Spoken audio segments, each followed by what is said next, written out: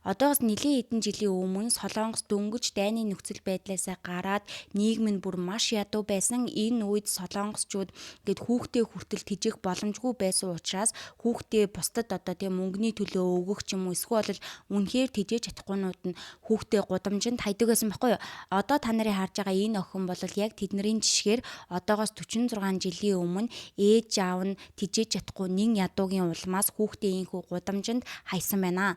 За тэгээд энэ охин яг өлсөж үхэхийн ирмэг дээр ашгүй асрах газрын хүмүүс энэ охиныг олоод маш олон процедур давсны эцэст Америкийн Холливуудын алдарт жүжигчин Mia Farrow энэ охиныг өргөж авсан байдаг. Ингээд ер нь бол өргөж авахаас ахуулаад бүх процесс нь дэндүү адармаатай. Тэгээд дээрэс нь хэдийгээр энэ охин энэ жүжигчин талархмаар мэд боловч энэ охин дөнгөж 18-9 настай байхдаа ээжийнхаа найз залуутай үерхэж эхэлснээр тухайн цаг үедээ бүр Холливуудын мэдээллийн хэрэгслүүдийг үнэхээр шуугуулж байсан. Тэгээд энэ түүхийг өнөөдөр та нартай хуваалцъя. Бичлэгээ дуустал үзээрэй. Come and fly away with me. Come and fly away with me. Come and fly away with me.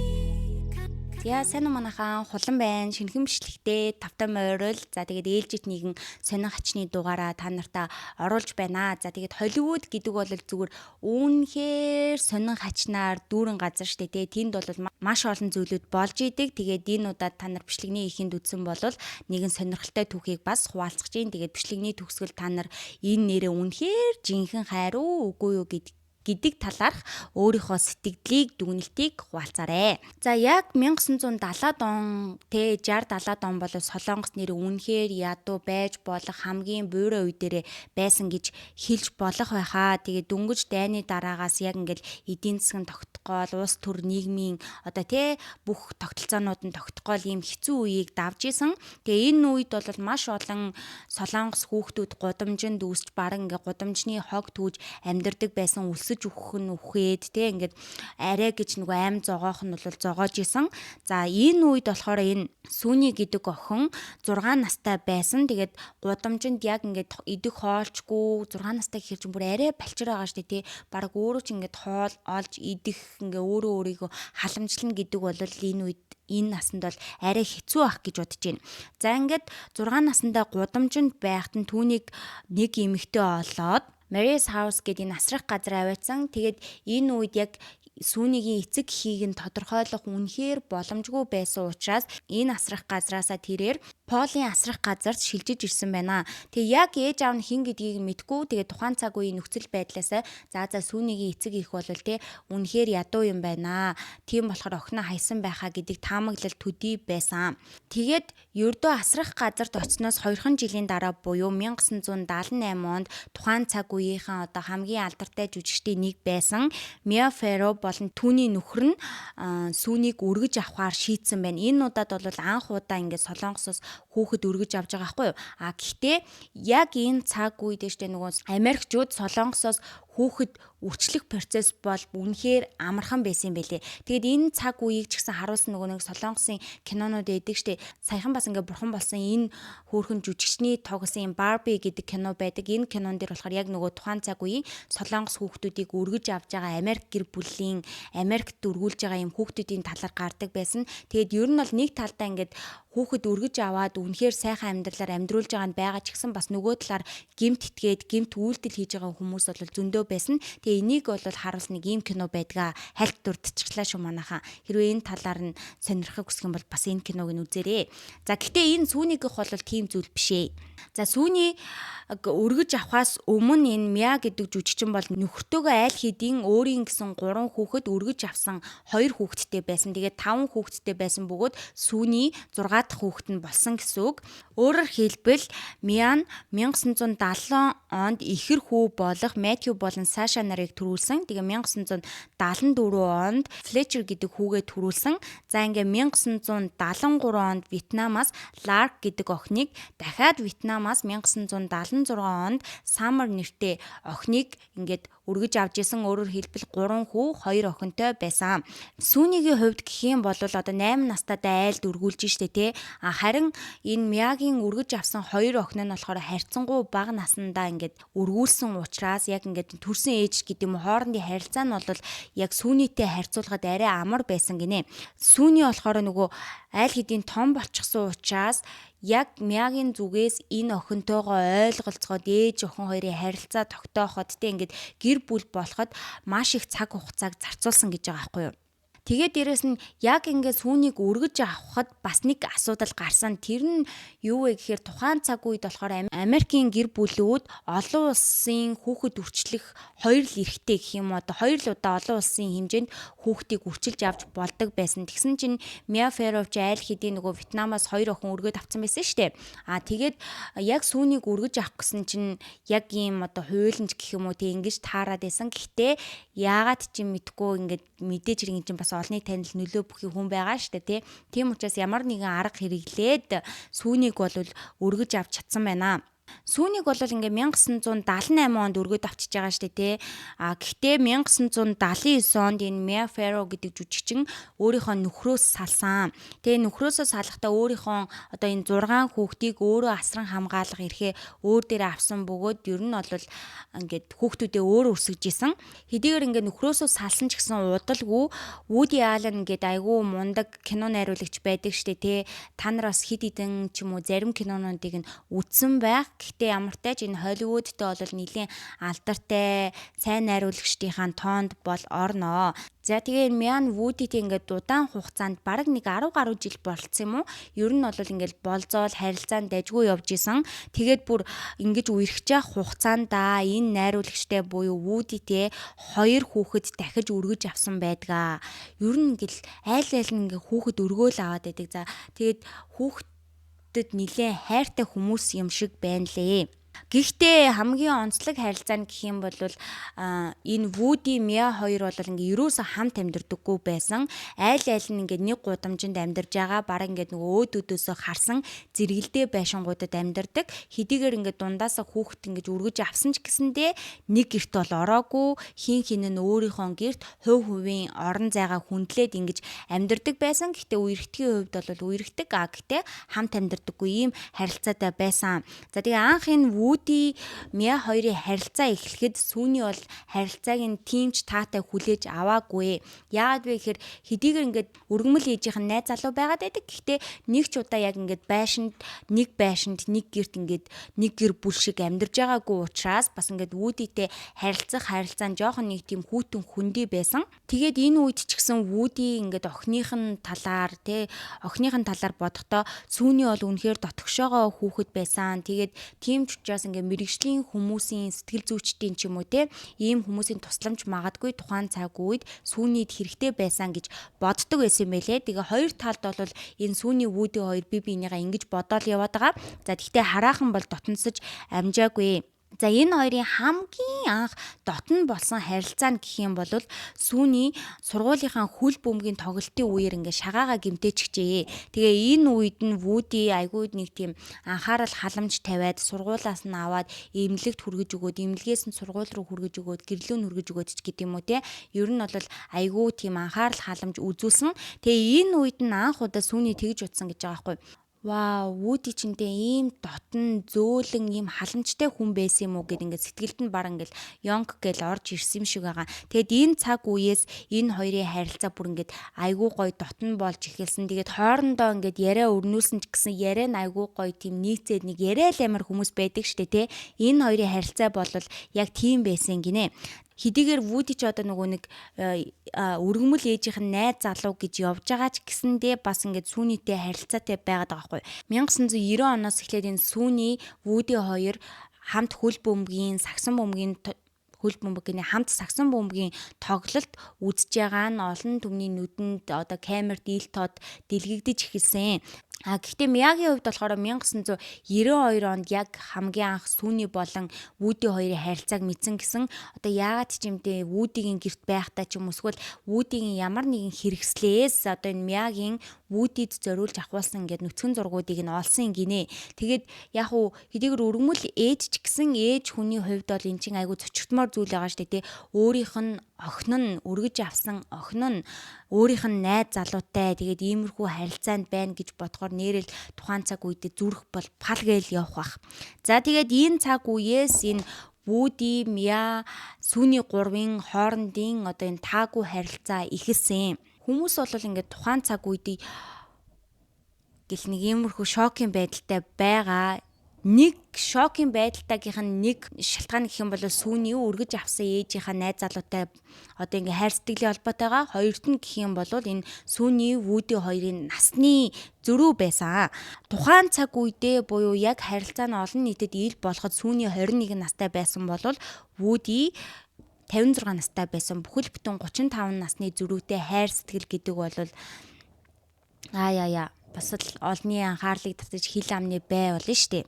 Нэг зоримог үйлдэл буюу энэ хоёр хайр сэтгэлээ нотолсон ч гэдэг юм олонний өмнө баттгсан зүйл нь Вуди шууд хэвлийн баг гуурал зарлангуудаа би ингээд Сүний тайртай бит хоёр ийм харилцаатай байгаа гэж олон нийтэд шууд харилцаагаа дэлгэчихсэн нэг бодлын жоохон эр хүн шиг үйлдэлж гэж хэлж болно. Тэгээд нөгөө талдаа Сүний болохоор бас ингээд олон нийтэд өөрсдийнхөө харилцааг дэлгэсэн. За нөгөө талдаа Сүний хэлэхтэй болохоор би ингээд 100% тэр хүнд ингээд татагдчихсан гэж байгаа байхгүй юу. Яг би сэтгэлийн хувьд ч гэсэн одоо нөгөө харилцааны хувьд ч гэсэн би ингээд 100% энэ хүнд татагдсан. Тэгээ би бүр ингээд хамгийн анхны үнсэлтээсээ л энэ хүнд татагдаад 100% зүгээр те энэ хүнд хайртай болчихсон. Тэрнээс хойш баг ингээд миний хайрыг зогсоож чадах юу ч байгаагүй гэж одоо мэдээлсэн. Тэгээд энэ хоёрын хайр бүр ингээд солиотой ч гимээр юм уу те. Ямар тайл ингээд би бидээ хайртай болсондоо бол гимшгэн цаашаа одоо нэг тийм хайртай болсондоо ямар тайл ингээд би биеийнхээ харилцааныхаа хувьд бол үнэхээр би бидээ итгэлтэй байсан, итгэл төгс байсан. Энэ хоёр одоо нөгөө нэг хил амын эсрэг хэлж байгаа тайлбар нь заяо. Вудигийн хувьд бол баг ингээд өргөмөл охинтойгоо ингээд гэр бүл болчихлоо, тэгээ хайр сэтгэлийн холбоотой болчихлоо гэдэг шүмж явсан бол Сүнигийн хувьд ингээд өргөмөл аавтайгаа ингээд хайр сэтгэлийн холбоотой болсон гэдэг ийм хоёр асуудал байгаа байхгүй юу. Энийг нь Вуди Аллен тайлбарлахдаа би Сүнигийн хойд эцэг бишээ. Би Миятай хизээч нэг гэрт хамт амьдарж байгаагүй. Зүгээр л тэ хүмүүсийн хүлээн зөвшөөрч чадахгүй байгаа хачин санагдж байгаа зүйл нь гэх юм бол Сүний бол зүгээр л Миягийн өргөмөл охин учраас. Гэхдээ Сүний чинь өргөж авсан охин нь штэ. Тэгээд Сүний айл хэдийн насанд хүрчихсэн эмэгтэй. Би энэ эмэгтэйтэй хаан ч уулзаж болох байсан, ямар нэгэн үдшилэг дээр юм уу, гудамжинд явж байхдаа юм уу, тэ ингээд ресторанд байж байхдаа ч юм уу, ер нь ингээд хаанч би Сүнийтэй ингээд танилцаж болох байсан гэж хэлсэн. Харин Сүнигийн хувьд гэх юм бол Вудиг миний аав эсвэл тэ миний хойд эцэг гэж хэлэхэд бол хин ч инээн штэ. Энийг бол нэрээ хин ч инээн шүү. Миний эцэг их бол Андре Превен болон Мия хоёроо. Гэхдээ хамгийн хачин нь гэх юм бол энэ хоёр ч гэсэн миний төрсөн эцэг их биш штэ. Тийм учраас одоо юу гэдیں те энэ Вудитэй байгаа миний харилцаа бол нэг тийм хүний ёсноос гажууд ч юм уу те ёс бус зүйл бол ерөөсөө биш шүү гэд энэ хоёр ингээд тухайн цаг үед яг иймэрхүү тайлбаруудыг хэлжсэн. Иннээс өөр тис ондоо юу ч тайлбарлаагүй. За тэгээд Сүний цааштай ингээд тайлбарлахдаа ингээд Мия Сүний хоёрын харилцаа бол эхнээсээ сонирн байсан. Мия ингээд тэ олонний нүдэнд үнэхээр сайн ээж мэт ингээд харагдаж байгаа боловч яг бодит амьдрал дээр хизээж ингээд тэ одоо энэ өргөж авсан охтуудыгаа өөрийнхөө төрсөн хүүхэд шиг хайрлаж байгаагүй гинэ. Жишээ нь одоо нөгөө яг энэ Сүнийгээс өмнө 2 Вьетнам охин өргөд авчихсан байгаа шүү дээ. Энэ гуравтаа бол яг л нэг тийм зарцшгэ үздэг байсан. Гэрээ ажил хийлгэх, хүнсэнд явуулах, цэвэрлэгээ хийлгэх, хувцсыг нь эндүүдэх гих мэтлэн одоо тий ар гэрийн ийм ажлуудад охтуудыгаа маш ихээр зардаг байсан. Тэгээ яг ингээд Миягийн талаар ийм мэдэгдэл хийчихсэн чинь хүмүүс эсрэгээрээ Миягийн эсрэг дайрч ихэлсэн. Яана ингээд Мия чинь тэ амар олон хүүхэд ингээд өргөж аваад айгүй би ээж байх туртаа би хүүхдэд тайрдаг гэдгсэн чинь яасан юмн дээр ингээд баг ингээд гэртээ үнгүү зарцаа ажилуулах гэж л ингээд хүүхэд өргөж авдаг байсан юм шүү гэдэг ийм ухагтхууныг хүмүүст төрүүлчихэж байгаа. За тэгээ энэ үед чинь Мя бас яаж зүгээр байх вэ? Шууд дараа нь мэдэгдэлч гэжтэй ер нь бол нэг бичлэг оруулсан юм. Энэ Мя чинь хамгийн анх Мя чинь нөгөө нэг юм Вудитэй үерхэж байхдаа баг 10 гаруй жил үерхсэн шүү дээ энэ хоёр. Энэ хугацаанд дахиад 2 хүүхэд өргөж авсан гэсэндээ.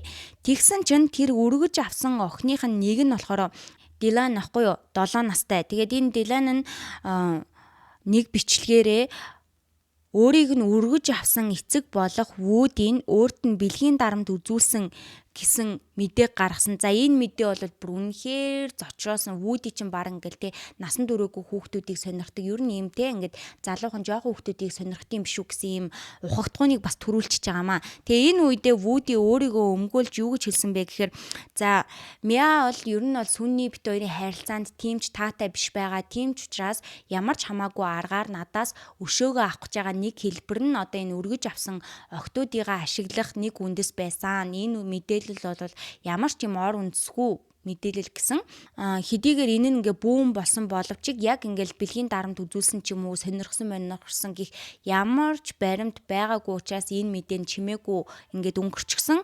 За үүний дараагаар Вуди энэ сүүний хоёр ч ингээ бибидээ үнэхээр хайртай байгаад байгаа учраас 1997 оны 12 сарын 22-нд Италийн Венецэд албан ёсоор хурмаа хийж гэр бүл болсон. Гэр бүл болсныхаа дараа энэ хоёр бас 2 охин өргөж авсан. Одоо хүртэл бол ямар нэгэн өөрийн гэсэн биологийн хүүхдүүд бол байхгүй. Сүүний ерөөсөө хүүхэд төрүүлээгүй гэсэн үг. За энэ хүүхэд төрүүлэхгүй байх ер нь бол яагаад хүүхэд өргөж авах ёстой гэдэг энэ зүйлүүд дээрээ сүүний юу гэж боддог вэ гэхээр надаас гарсан өөрийн гэсэн хүүхэд заавал шаардлагагүй надтай адилхан ч юм уу эсвэл бол тэ Вудитэй адилхан тийм хүүхэд байх шаардлагагүй. Яагаад энэ ДНХ буюу одоо энэ ген те ДНХ буюу энэ ген гэдэг чинь хүнд тийм чухал юм бэ? Яг ингээл гэрээсээ гараад харах юм бол гадаа ингээд дүүрэн те эцэг ихгүй хүүхдүүд байгаа хин нэг өөрийг нь хайрлаасаа гэж хүсэж хүлээж байгаа хайр хүсэж байгаа зөндөө хүүхдүүд байхад ингээд орчин цаг үе заавал ийм хүүхэд төрүүлэх шаардлага байхгүй. Тэрний оронд ийм хөөрхөн хүүхдүүдийг ингээд өргөж аваад тэр хүмүүсийг эцэг ихтэй байлгаад аз жаргалтай амьдруулах нь л хамгийн чухал штэ гэж үздэг юм байлээ. Тийм ч учраас ерөөсөө хүүхэд төрүүлээгүй. Энэ хоёр бол одоо хүртэл ийм хамт амьдарж байгаа.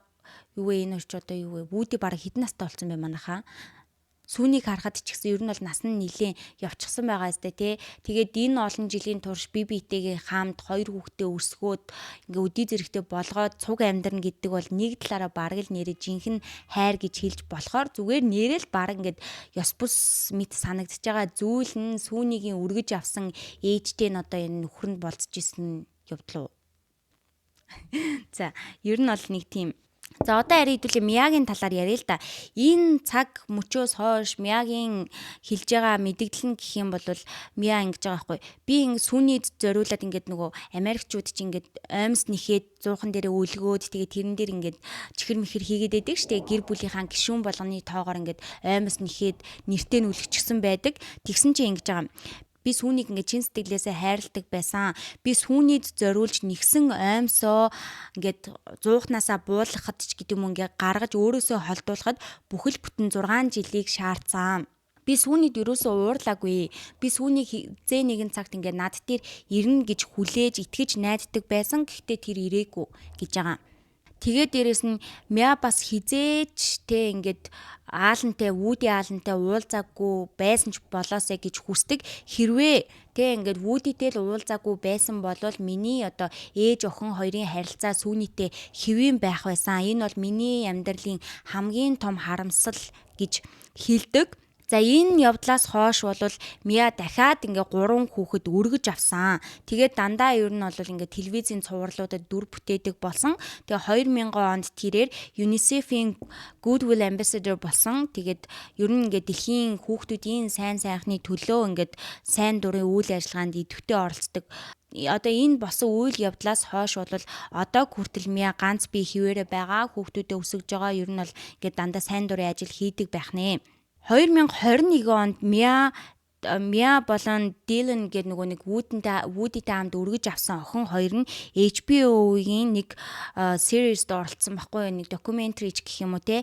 Энэ үедээ болохоор яг нөгөө Сүүний болон Вуди хоёрын харилцааг өөрсдийнхөө зүгээс, өөрсдийнхөө өнцгөөс тайлбарсан ийм одоо баримтат кино гэх юм уу те, ийм мэдээлэл, ийм кино гарсан чинь кино гарсан даруйд нь Сүүний болон Вуди хоёр энэ киног нь эрс эсэргүүцээд бодит үнэн факт бол яг ийм байгаа шүү гэд нөгөө урдын айдлаар хэлсэн зүйлүүдээ л хэлжсэн. Тэгээд энэ киног нь гаргахгүй байх баг ингээд хүний эрх зөрчсөн нэг тиймэрхүү зүйлүүд дээр бол ингээд дав заалдаж маалтсан юм шиг байна лээ. Одоо хүртэл энэ Вудигийн ярьж байгаа одоо Сүүнийг талаарх үзэл гэх юм бол хамгийн сүүлд энэ Вуди Аллен чинь 2023 онд Coup de Chance гэдэг нэртэй ийм киногаа гаргасан. Тэгээд энэ киноныхаа нээлтийн үйл ажиллагаан дээр өөрийнхөө эхнэр Сүүний болон өргөж авсан хоёр охинтойгоо хамт ирсэн. За тэгээд би ер нь бол ингээ бүх амьдралынхаа туршид үнэхээр азтай нэгэн байсан. Надад үнэхээр сайн эцэг их маань байсан. Би үнэхээр азтай хүн. Надад үнэхээр сайн найзууд байсан. Тэгээд надад үнэхээр гайхамшигтай эхнэр болон гайхалтай гэрлэлт байна. Тэгээд надад бас ийм хөөрхөн хоёр охин байгаа гэж хэлсэн. Сүүнийтэй ингээд харилцаагаа эхлүүлэх болсон одоо нэг зүйл нь гэх юм бол би Seven Seal гэдэг нэртэй киног бичиж байх үед Сүүний коллежээ тараад миний одоо screening room гэхээр одоо нөгөө одоо кино хийж байгаа өрөө юм болоо те. Кино хийж байгаа энэ өрөөнд маань Сүүний ирсэн. Тэгээд би тухайн үедээ Сүүнийтэй ярьж байхдаа ингээд толгой дотроо ингээд чи энэ эмэгтэйг ингээд үнсүүл яах вэ гэдэг юм уу. Тэ ингээд нэг тиймэрхүү бодлууд ингээд орж ирээд за чи Вуди төрүүлж ямар нэгэн алхам хийгээч гэдэг ийм сэтгэгдэл төрж исэн. Тэгээд ямартайч би ийм алхмыг бол хийж чадсан гэж хуваалцсан. Уг нь бол анх Вудигийн хувьд ингэж бодсон гинэ. Сүүний чи айл хэдийн коллежид орцсон гэрээсээ хоол ингээ ганцаараа бие даасан юм эмхтэй амьдарж байгаа. Тэгээд Сүүний хүсгэл юм бол ингээд хүссэн залуутайгаа уулзаад ингээд арай надаас өөрч залуухан ч юм уу те нэг иймэрхүү хүнтэй ингээд уулзаад харилцаагаа эхлүүлээд даад жаргалтай амьдарч бодно гэд уг нь бол Сүүнийгээс зайгаа барих гэж хичээсэн боловч те Сүүнийг гих өөрийн сэтгэлээ үнэхээр барьж дийлээгүй яатчгүй л ингээд Сүүний бит хоёр учрах ёстой юм шиг ийм мэдрэмж төрсөн учраас энэ хоёр ингээд харилцаагаа олон нийтэд ил болгосон гэж байгаа. За тэгээд Сүүнийгийн хувьд ингээд Вудигийн хайрыг хамгийн анх ч гэдэг юм уу яаж мэдэрсэн бэ гэхээр уг нь бол харилцаандаа тийм ч итгэлтэй биш байсан гинэ. Гэхдээ Вуди одоо юу гэдэг нь Сүүнийтэй шууд ингээ хайртай ингээ үерхий хамт бай гэдэг юм харилцаагаа буюу хайр сэтгэлийн харилцаагаа яг нэг нэгэндээ ил болгосноосоо хойш шууд тэр харилцаагаа олон нийтэд ил болгоод нөгөө хэвлэлийн баг гурал зарлсан гэсэн штэ тий. Тэгээд зарлангууд нь шууд Сүүний гайхаал тий ингээд за тий энэ залуу ер нь бол тоглоогүй юм байна. Энэ залуу үний ярьж байгаа юм байна. Нэрэл тий надад ийм хайртай байна гэдэг одоо тэр сэтгэгдэл нь бий болоод шууд сэтгэл шулуутсан гэсэн. Тэгээд энэ явдлаас хойш бол энэ хоёр олон нийтийн хараанаас нэлээд хойгуур, холуур өөртөө аз жаргалтай амьдарч байгаа. Тэгээд Сүүнийгийн хувьд гэх юм бол карьер марьяар юу гэдгийг тэрийгээ ерөөсө хөөхийг хүсээгүй.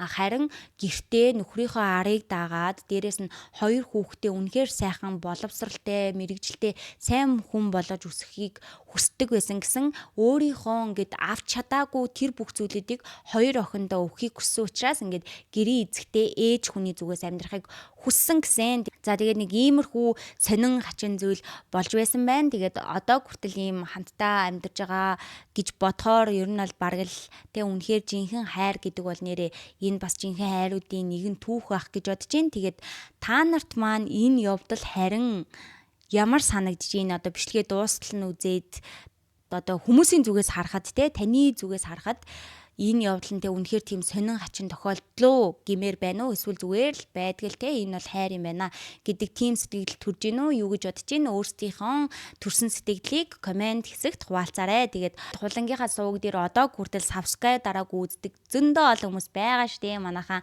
гял subscribe дараад хулангаа дэмжээрэй. Тэгээ мэдээж хэрэг бичлэгээ дуустал нь үзсэн бол хулаан дуусгасан шүү гэд лайка дараад шалгацгаая хэр олон хүн дуусгасан юм тийм ээ. Тэгээд дараагийн бичлэгээр уулзтлаа. Түр баяртай.